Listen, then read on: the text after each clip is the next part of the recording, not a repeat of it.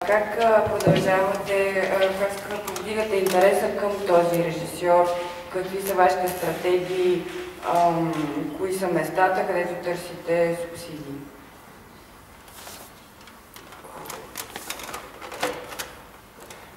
It's difficult. I mean, of course, as a German producer, I try to raise German money, which is normally also the bigger amount you can raise, and compared to most of the Eastern European countries, our first look is for TV, because our films are normally not giving money if TV is not involved in the film. So the first step is always to get an interest from a TV station in Germany. Отново труден въпрос, но като немски продуцент аз първо търся субсидия от Германия и там търся най-голямата част от парите. За разлика от източноевропейските продуценти, при нас е важно първо да намерим връзка с телевизията, защото никой фонд не би дал своята част от парите, ако телевизията не е включена. And this is getting more and more difficult in the last years because TV changed a lot in Germany and I think in France too. So in the big two territories where you can normally raise money for documentaries. The television, the broadcast has changed a lot in the last 10 years, mainly because they are looking now more for event programming and not so much anymore for single films, and that makes it quite complicated. We just spoke to each other because we spoke also about the film, The Terrorist. And one of the directors, Peter Karakesh, made a film, I think 7-8 years ago, 66 Season. And that was a film which I sold very well at that time. And I just thought when we were standing there outside, if I would have the film now, I think it would have been far more difficult to sell the film as it is now.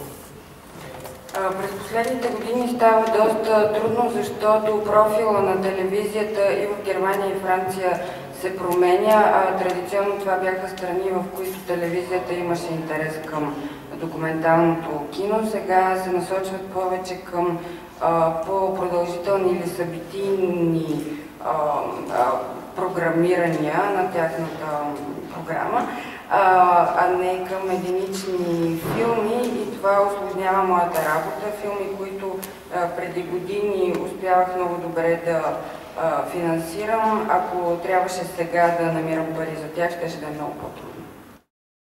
I'm doing series for TV, documentary series, for example, so 5-part series or something like that. So it's not only that I'm producing the whole time the films that are running here then. But of course, I still try it, and it's not that there are no possibilities anymore. Of course, there are still possibilities, but it's just getting harder.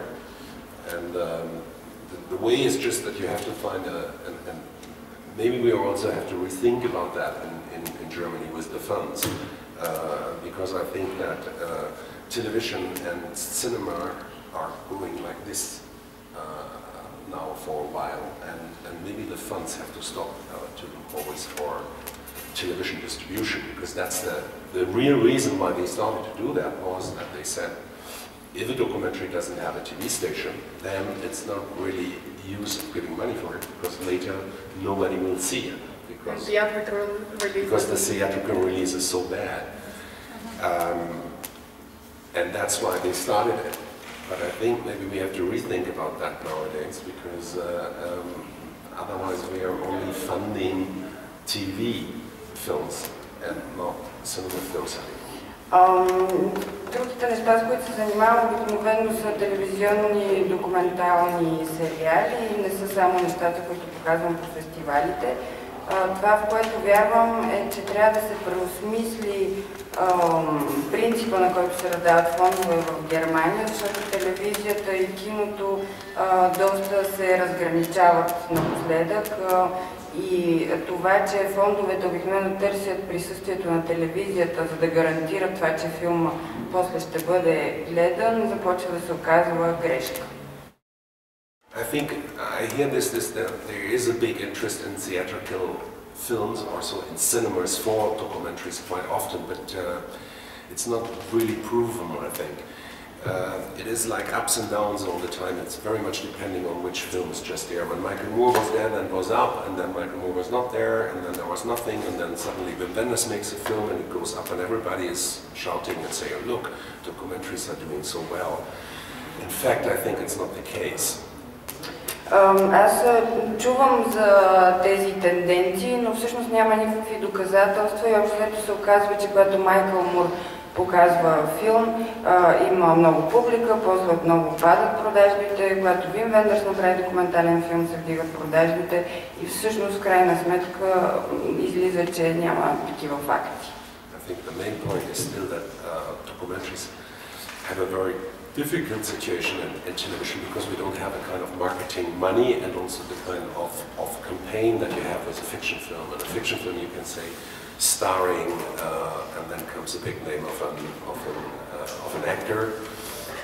Also the directors of documentaries are not so known, so that's the reason why Wim Wenders has a better situation because he is known as a director already. And Michael Moore can make a campaign out of himself as a person. So this is marketing tools that works for them, but for a normal documentary it doesn't work, and I think that makes it quite complicated.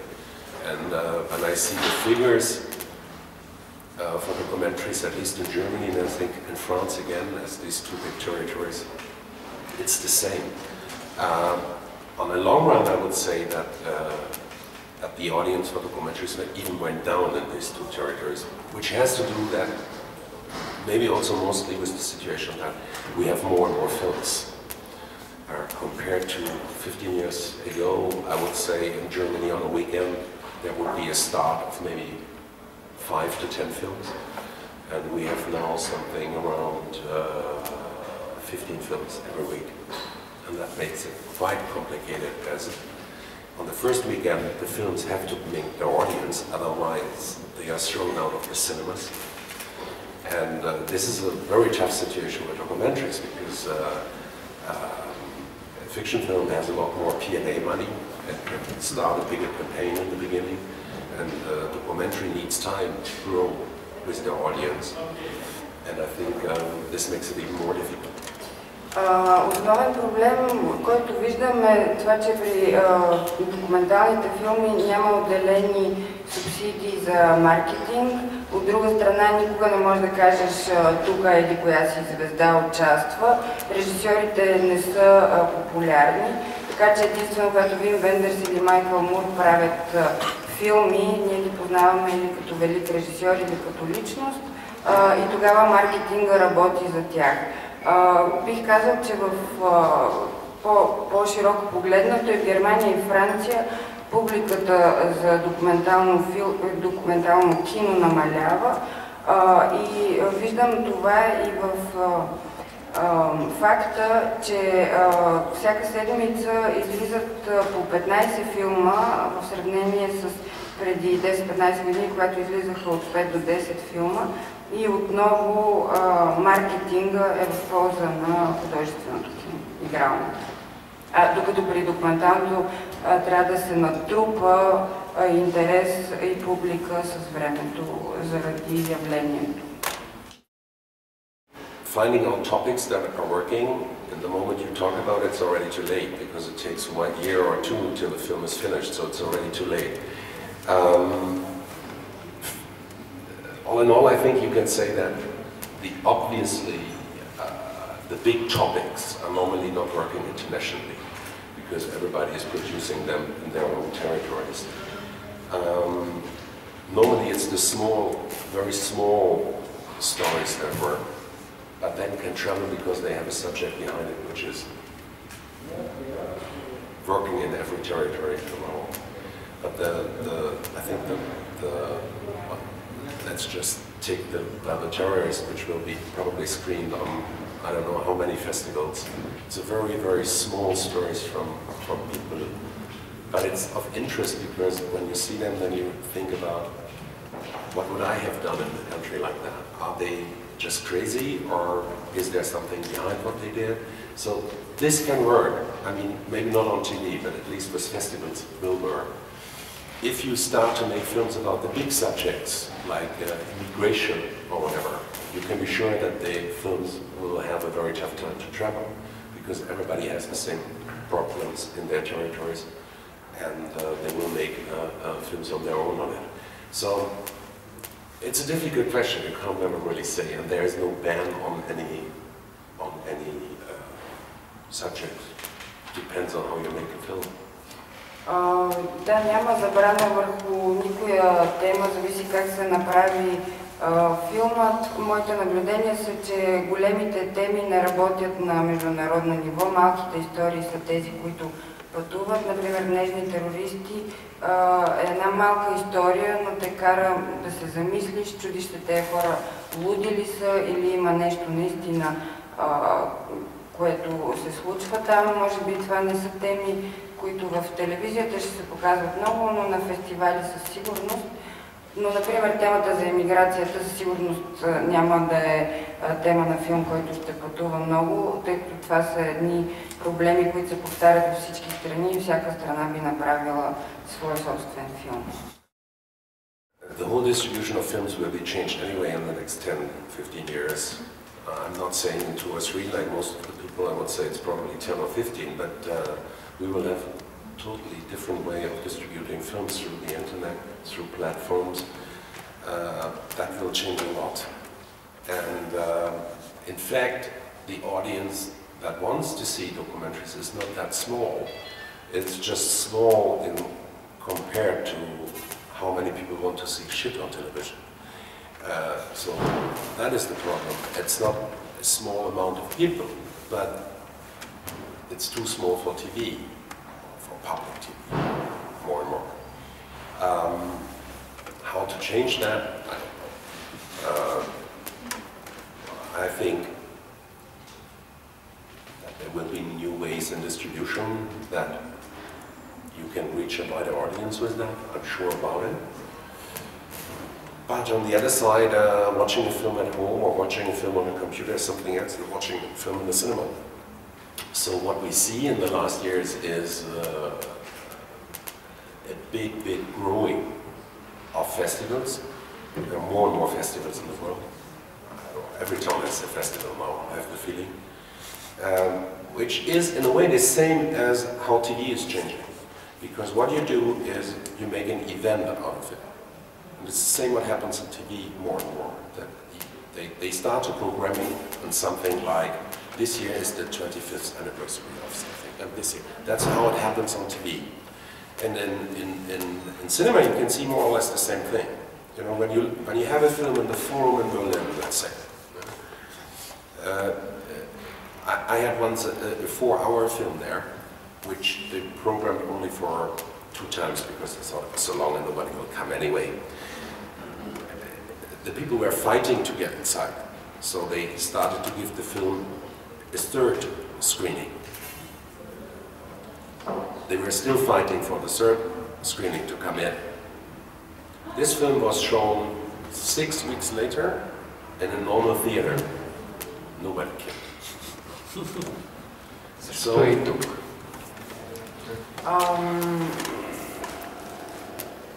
не мисля, че можем да заведем, да пуснем документалните филми в мултиплеер.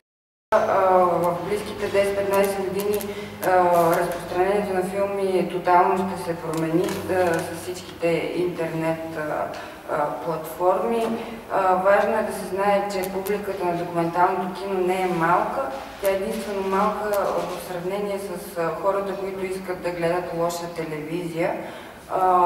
Това, което аз виждам, е, че ще се появят много нови начини да се достигат по-широки публики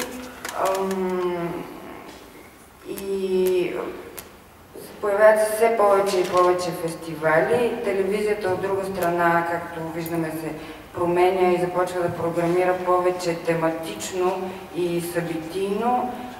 И въобще културата започва да се вижда през събитията.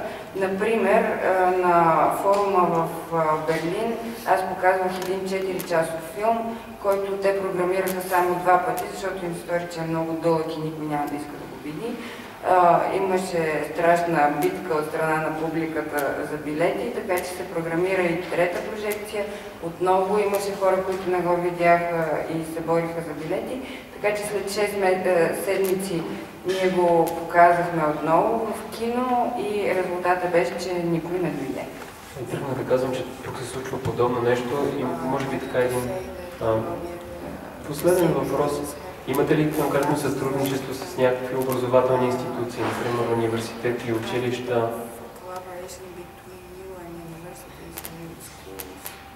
Където се опитвате, например, с по-младата публика да работите? Well, there are programs like that. In Germany there's one, in France there's one. The educational rights is something very interesting, but unfortunately Germany and France, I would say, not working that well. It's a huge market, a very, very big market in the US. And there you have the universities with their video libraries, and that is really working very well also from a business point of view, because we can really sell to them. I think there's still a lot to do, and probably also the only chance to get people used to what cinema is, because otherwise I don't know where the kids have to learn it. Каква е причината за разликата между Щатите и Германия и Франция, според вас? В Германия и Франция съществува този проблем все още, че тази връзка с образователната система не се използва до край, докато в Щатите това е един огромен пазар, има университети с видеобиблиотеки, на които могат да се продават филмите, така че има много да се прави тук в Европа и това ми се струва единствения шанс хората да свикват с киното и децата да разбират, що е то кино.